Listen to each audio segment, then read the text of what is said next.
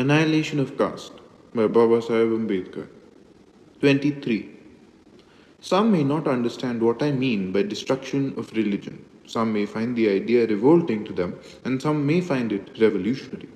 Let me therefore explain my position. I do not know whether you draw a distinction between principles and rules, but I do. Not only I make a distinction, but I say that this distinction is real and important. Rules are practical. They are habitual ways of doing things according to prescription. But principles are intellectual. They are useful methods of judging things. Rules seek to tell an agent just what course of action to pursue. Principles do not prescribe a specific course of action. Rules, like cooking recipes, do tell just what to do and how to do it.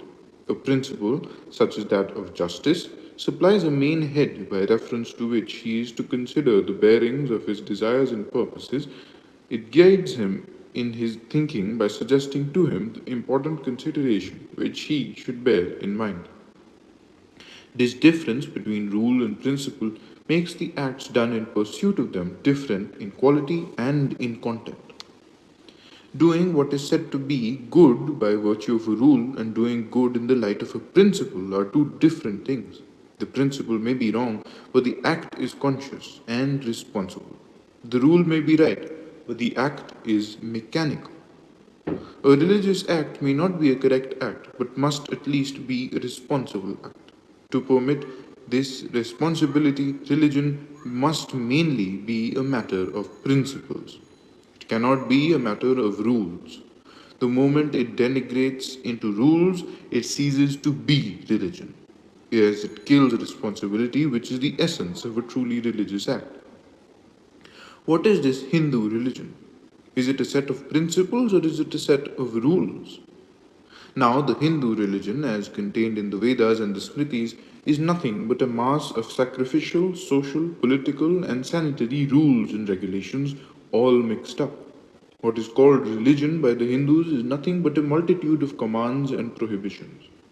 Religion, in the sense of spiritual principles, truly universal, applicable to all races, to all countries, to all times, is not to be found in them, and if it is, does not form the governing part of a Hindu's life. That for a Hindu, dharma means commands and prohibitions is clear from the way the dharma word is used in the Vedas and Smritis and understood by the commentators. The word dharma is used in the Vedas in most cases means religious ordinances or rites. Even Jamini in his Purva Memansa defines dharma as a desirable goal or result that is indicated by injunctive Vedic passages. To put it in plain language, what the Hindus call religion is really law, or at best legalized class ethics. Frankly, I refuse to call this code of ordinances as religion. The first evil of such a code of ordinances, misrepresented to people as religion, is that it tends to deprive moral life of freedom and spontaneity and to reduce it, for the consciousness at any rate, to a more or less anxious and servile conformity to externally imposed rules. Under it, there is no loyalty to ideals, there is only conformity to commands. But the worst evil of this code of ordinances is that the laws it contains must be the same yesterday, today, and forever. They are iniquitous in that they are not the same for one class or for another. But this iniquity is made perpetual in that they are prescribed to be the same for all generations. The objectionable part of such a scheme is not that they are made by certain persons called prophets or lawgivers. The objectionable part is that this code has been invested with the character of finality and fixity.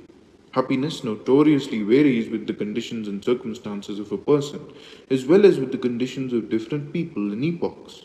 That being the case, how can humanity endure this code of eternal laws without being cramped and without being crippled? I have therefore no hesitation in saying that such a religion must be destroyed, and I say there is nothing irreligious in working for the destruction of such a religion. Indeed, I hold that it is your bounden duty to tear the mask, to remove the misrepresentation that is caused by misnaming this law as religion. This is an essential step for you. Once you clear the minds of the people of this misconception and enable them to realize that they are told as religion is not a religion but that it is really a law, you will be in a position to urge for its amendment or abolition.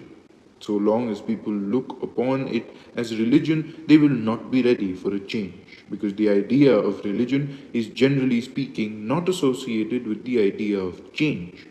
But the idea of law is associated with the idea of change, and when people come to know that what is called religion is really law, old and archaic, they will be ready for a change. For people know and accept that law can be changed. The end.